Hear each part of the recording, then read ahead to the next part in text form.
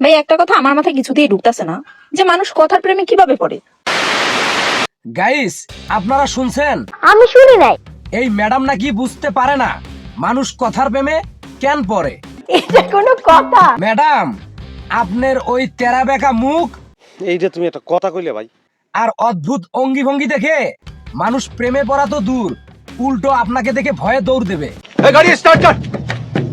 Madam, আপনি যখন কথা বলেন তখন প্রেম ঝরে না, বুঝা আমারে, বুঝা কথার প্রেমে পড়ে। মনে হয় আপনি ঝগড়ার কারখানা খুলে বসেছেন। এই, তোমার এই ফালতু কথা শোনার টাইম আমার নাই। ম্যাডাম, আপনার মাথার ভিতরে তো কোনো কিছু ঢোকে না। ভাই একটা কথা আমার মাথায় কিছুতেই ঢুকতেছে না।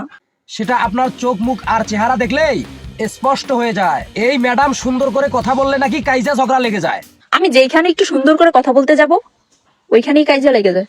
আরে ভাই, লাগবেই তো। এমনকি তৃতীয় বিশ্বযুদ্ধও লেগে যেতে পারে। কারণ যার ভেতরে কোনো রুচি নেই, যার কথায় কোনো আভিজাত্য নেই, তার মুখে সুন্দর কথা তো কৌতুকের মতো শোনায়। ফালতু কথা একদম কবি নে। ম্যাডাম, আপনি বরং কথা বলা বন্ধ করে দেন, আর কথা বলা বন্ধ করে দিয়ে আয়নার সামনে গিয়ে দাঁড়ান। দেখবেন আপনার নিজের চেহারাটাই আপনার সাথে ঝগড়া শুরু করে দিয়েছে। বলো কি, তুমি সত্যি বলছো? প্রেম তো উচ্চ শিক্ষিত মার্জিত মানুষের জন্য, আপনার মতো সস্তা বিনোদনকারীদের জন্য না। সঠিক বলেছেন। দেখুন কি অবস্থা, হাত দিয়ে রড ধরে বাদুরের মতো ঝুলে ঝুলে ম্যাডাম প্রেমের জ্ঞান দিচ্ছেন। চিপায় গিয়ে প্রেম করবা আর ডেঙ্গু হলেই মশার দোষ। চিপায় গিয়ে প্রেম করবেন আর ডেঙ্গু হলে মশার দোষ? ছি। ছি। ম্যাডাম, আপনাদের মতোই কিছু নির্লজ্জদের কারণেই আজকের সমাজটা ডাস্টবিনে পরিণত হয়েছে। এবার থেকে চিপায় যাওয়ার আগে মশারি নিয়ে যাবা, বুঝছো? আবার বলছেন মশারি নিয়ে যেতে? আপনাদের মতো লোকদের তো মশারি নয়, বরং খাঁচায় বন্দি করে রাখা উচিত। চিপা গলিতে গিয়ে যাদের প্রেম করা নেশা, তাদের তো মশা কামড়াবেই। সঠিক বলেছেন। কারণ রতনে রতন চেনে, শুয়োরে চেনে কচু। হ্যাঁ, ম্যাডাম, মশা আর আপনাদের রুচি একই স্তরের। আপনি যেভাবে হাত পা নেড়ে হাসছেন, মনে হচ্ছে সস্তা যাত্রাভিনেত্রী মঞ্চে পারফর্ম করছে। বলেন কি? আপনার চিপা সংস্কৃতি আর নোংরা রসিকতা শুনলে মানুষের বমি আসা স্বাভাবিক।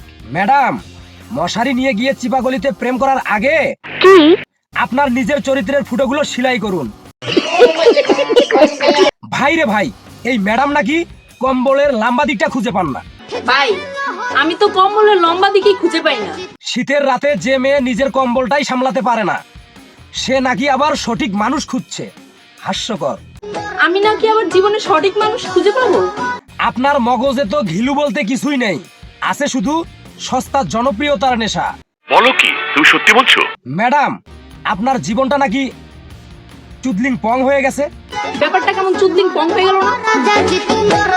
আসলে আপনার পুরো অস্তিত্বটাই একটা অর্থহীন ভাড়ামি। যখন কোনো মেয়ের চিন্তা ভাবনা কম্বলের ভাঁজে আটকে থাকে, তখন তার কপালে সঠিক মানুষ নয়, বরং জুতার বাড়ির জোটা উচিত। ম্যাডাম, আপনি আকাশের দিকে তাকিয়ে যে ভেংসি কাটছেন, তাতে আপনার বুদ্ধিহীনতা আরো প্রকট হয়ে উঠছে। সঠিক মানুষ তো শিক্ষিত ও রুচিশীল মানুষ খোঁজে, আপনার মতো মানসিক ভারসাম্যহীন পাবনা থেকে পালিয়ে আসা কাউকে নয়। সত্যি 100% সত্যি। কম্বল খোঁজা বাদ দিয়ে বরং একটু পড়ার বইটা ধরুন, হয়তো মগজের জংটা কিছুটা হলেও ছাড়তে পারে। যদিও আপনার ক্ষেত্রে এই সম্ভাবনা 0%। হ্যালো গাইস, কি অবস্থা সবার? আশা করি অনেক ভালো আছো, আমি অনেক ভালো আছি। আর এই ভিডিওটা আপনাদেরকে কেমন লেগেছে আপনারা আমার কমেন্টে জানিয়ে যাবেন। আর পরবর্তী ভিডিও দেখার জন্য অনুরোধ রইল। খোদা হাফেজ।